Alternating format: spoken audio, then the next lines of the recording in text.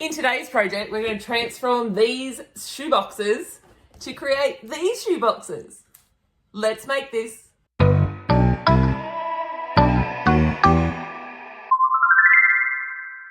The inspiration for this project is actually my partner. She tasked me with the challenge to label her shoeboxes. She even arrived with a list of ways she'd like her shoes to be labeled. So I've gone through and had a look at some designs, but there's not a lot out there. So I thought, right, how can we make this as creative as possible? We're going to do today's project in a combination of Design Space and grabbing some Google images. Now, I've started a new project and I've done a vinyl decal layout, and I think this is fantastic because it provides you with the square that we would normally put onto our page.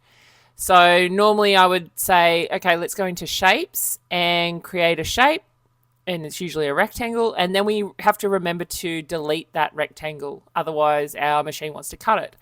However, with this new update from Canva, it actually gives you an outline, and you can use that outline to then create the shape of whatever the decal size is. So that purpley pinky square actually will not cut. It just disappears when we go to our make. So I've resized the rectangle to 10 by 13. So I've clicked that unlock button at the top of size, and I've resized it. And then I've just duplicated it. I've got 8 boxes, so I'm going to duplicate it 8 times. Then my next step is to add our text. Now, my partner, she came up with different little catchphrases for her shoes. So we've got stompers, sun catchers, festive flair, beach bound, cloud walkers, blue strolls, sneaker royalty, and desert darlings. So I'm decided on spicy rice font, and that font I got from 1001 Fonts. Now, if you want to go back and have a look at a way to use 1001 Fonts, you can head on over to the dog water bottle project that I did earlier this year, and it goes through how to search for fonts in 1001 Fonts and then also download them. So I've downloaded Spicy Rice previously, and I'm going to use it. The reason I'm using it is because it's quite a bold, thick font, and my partner wants these because she finds it tricky to remember which shoes are in which boxes, and she wants to not have to worry about getting right down in and having a look. So by having the bolder font, it's going to be easier for her to see from a distance. So I've just duplicated and rewritten each of these different headings. And now that I've finished it, it's a matter of now going in and finding different images. So Google Images is going to be where I'm going to get most of them from. There's a couple that are in Design Space that are decent, but I think most of my images I'm going to have to get from Google Images. Now, what I'm looking for are kind of outlines of different things. So I'm going to start with stompers. Now, this is the box for her Doc Martens. So I'm looking for a Doc Marten clip art. I tried to start off with looking at the photos, but I think clip art will be the best one. And then, so I found this. It's got a transparent background, which is fantastic, especially when we go back into Design Space and do an upload. So I right click, I open it in a new page, and look at how big it is. That means that it's going to be really good. It's not going to have any of that fuzziness that we're used to if we get the smaller images. And I'm just going to save that. So just go right click, save image as. Then I'm back in Design Space and I'm going to go to upload. Now, it will be in my downloads folder. And you can see there that I've actually accidentally saved it as a WebP. I'm not sure if that's just an Apple thing or it's a Windows thing as well. But if you right click on the image, I think the best thing if you're taking images from Google Images, I think the best thing to do is save them as a name.png, because even if it's not a .png file, it will then convert it. And if it is, it won't matter. It's not going to ruin the file. So make sure that whenever you're downloading from Google Images, just save as a .png.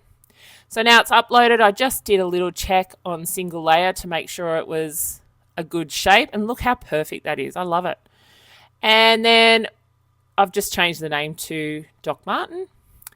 And then I just need to resize it.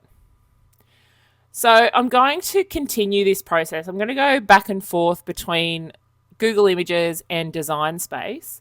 But I'm looking for a whole heap of different things. So I'm going to look for a pair of thongs. You'll notice, if you're an American viewer, you'll notice that I do a thongs search. For you guys, it's very different to us in Australia. In Australia, ours are, I guess you call them flip-flops, but our thongs are our flip-flops. So I'm doing a thongs one for our beach bound. She's got a festive flair. Now she's got a box of Christmas outfits and things, and that's just going in one of those boxes. So that's going to have a Christmas theme. I've got blue strolls. I think I'm going to find some footprints for that. Sneaker royalty. I'm going to have a look for sneakers, but you'll see as I go through that the sneakers weren't really coming out as nicely as I would have hoped because they all had that fuzzy edge on them. So I end up going for a crown. So these are her flashy sneakers that she likes to wear. I've got a cactus for our desert darlings and then a sun for our sun chasers. Now, the sun I'm going to just get from Design Space because it's very straightforward and there's a nice one in there that I am going to use. And then with the crown for the sneaker royalty, I'm also going to get that from Design Space. With the thongs, I'm actually going to do an offset of 0. So I didn't realise, but you can actually do a 0 offset. And then what you can do is if you go down into your contour button, you can then hide all the contours. So we've got a underside that is the same size as our original design. We don't have any overhang, but what it does is it has filled in the back of that thong image. So you can see now it's that black and that dark grey. So I'll be able to do 2 colours for that. I don't really want to do too much offsetting, but I think I am going to do it for those thongs, and I'm also going to do it for the sun, because I think the sun hasn't got enough pizzazz. So I'm going to do a bit of a offset for that.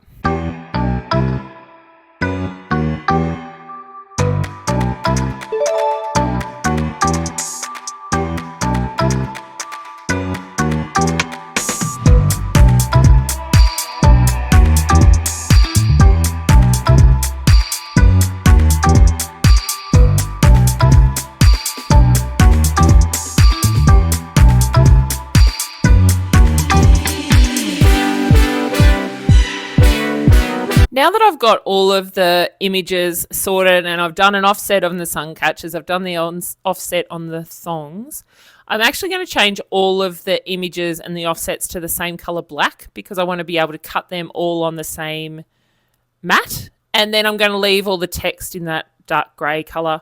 So then they're all going to go on the mat. I'm going to make sure I'm going to save that. So I'm just saving it as shoeboxes. And then I'm going to go to make. And as I said before, now that we click on make, you can see that all of those rectangles that we created, they've all disappeared. So that's a fantastic upgrade that I think Cricut have done in Design Space, because sometimes you do forget. It's not like you're going to have to worry about having to cut it, but it's just one of those things that you don't have to worry about. So now I'm just going to play around with the layout of each of my texts on these mats. The text and the images, sorry. The text I'm doing all the same colour, so I'm doing it all black. So I'm using some scrap adhesive vinyl. So I do have to just move them around a little bit because I've got parts, just smaller pieces of black rather than a roll. But in relation to the images, I'm going to do them all a different colour, in different colours. So I'm going to have to then lay them out. So I'm just going to go through that. It takes a little bit of time, but I think the time's worth it because the amount of time you would take loading and reloading the mat for every single one of these images for different colors, I think would counteract spending the time to create just one mat for the words and one mat for the different decals. And then once I've done that, I hit continue.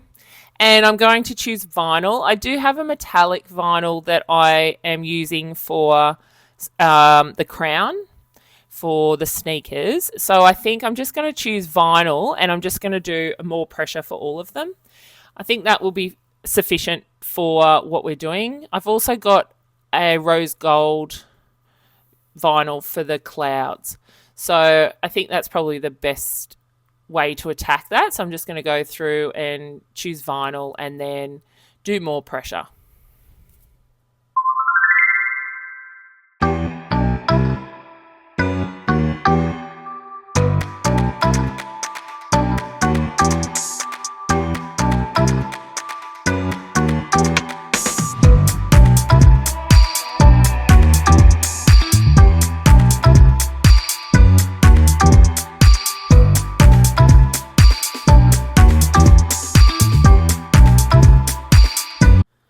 Like with the production of the actual decals in Design Space, this is going to be repetitive as well. All I am doing is just placing them in that little space where you can see on the screen that there's some slats. So I think they're air vents, and then I've got a handle. So my decal is going to fit between the air vent and the handle. And it's just a matter of lining them up and putting these decals down nicely. I've thought about using the wet method, but if you've seen my last couple of videos, I've been burnt really badly by the wet method. So I'm having a little bit of a break. We're having a bit of time apart. So for the moment, I won't be doing the wet method for this project. And I don't think it's really completely necessary. So it's just a matter of placing that decal down. I'm going to start with the actual foot or the actual boot. So I'm doing the stompers first. How great is this color? This is just a Cricut removable vinyl that I got a while ago, and I just love the color. I chose a removable one because back in when I first started using the Cricut and started labeling things, I thought, I'll just use removable vinyl because it'll mean that I'll be able to, you can see here that my theory about not doing the wet method has burnt me. There is a little bit of bubbling here. But yeah, so I chose removable because I thought, for it to come off really easily, I need to use removable vinyl. And I was using it on boxes out in the shed. So I thought, when I change my mind and I want to put something different in a box, or we get rid of things, if we move, all of that kind of stuff, that will be able to come off easily. But since then, I've realised that the removable vinyl and the permanent vinyl actually have all the same issues when it comes to taking them off glass and plastic and things like that. So I've moved away from removable and I just stick with the permanent vinyl the whole time. But it is a beautiful colour. So so you can see there is a little bit of bubbling, but I'm still, like I said, I'm having some time away from the wet method. And the stompers, or the actual text, I've used the smart vinyl. I've got leftover smart vinyl. And I've mentioned before in my videos that I actually don't love the smart vinyl because of that really tough backing. And you could see there, if you were looking closely, that I did struggle to lift. And as I go through, you'll see a couple of times the letters lifted with the backing rather than staying on the transfer tape. And it's just because it's got that really thick consistency, and it kind of is fighting too much against that transfer tape. So 2 things I don't buy anymore: removable vinyl, and I also don't buy smart vinyl anymore. But while we're doing these kind of projects and we're trying to use up what we've got, then this is a great time. You can see there that I'm using my squeegee to try and push some of those bubbles out. It doesn't look too bad, and I don't think that using the wet method would have made it easier for this project, but it probably would have made sure that those bubbles didn't occur. So I'm just going to go through and I'm going to do all of the rest of these ones. It is a repetition project, but it's a great repetition project because when I go back and have a look, it actually took me, I don't know, half an hour to do this. It was just a matter of putting them on, and you'll see that I've kept the shoes in there or I've kept the clothes in there because I was like, I'm taking everything out. Make sure that you use your rubbing alcohol because this is a plastic, and it's something, particularly if you've already used your shoe boxes, this is something where you've touched it, you've opened the doors, you've shut the doors, you've kicked them, whatever you've done, and it is really important if you to just wipe that down and make sure that our vinyl does get to stick properly. I am really loving how these are turning out. It's just one of those little projects that's just like, well, what am I going to use me Cricut for? And this is it. This is a great little project. Oh, I just love all these colours. I love the crown. The crown's turned out really nicely. But I think my favourite, weirdly, is actually the cactus, the Desert Darlings. Now, I'm not sure if anyone remembers the desert boots of when I was growing up in particular. People thought that they were cool. Well, the reason my partner's called her tan boots Desert Darlings is because they're reminiscent of that kind of desert boot tan colour. So I think that one's actually my favourite because I just like the way it pops off the cover. Oh, I really like these. I think they've come out so cute. I particularly love the fact that it was kind of like a collaboration between my partner's ideas and my Cricut stuff. So I really enjoyed that. I think it's a great project if you're trying to use up some leftover vinyl. It's great if you're trying to look at practical ways to use your Cricut because this is something that, we want to label everything, but this one actually, I think, is a fantastic idea.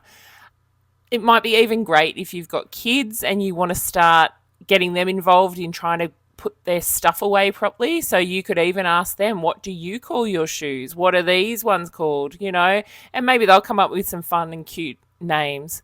So I hope you've enjoyed today's project and I can't wait to see you next week for another one. Thanks for watching. Please don't forget, you can always jump on my Instagram, head over to my Etsy store, or even check out the videos YouTube recommends for you down below.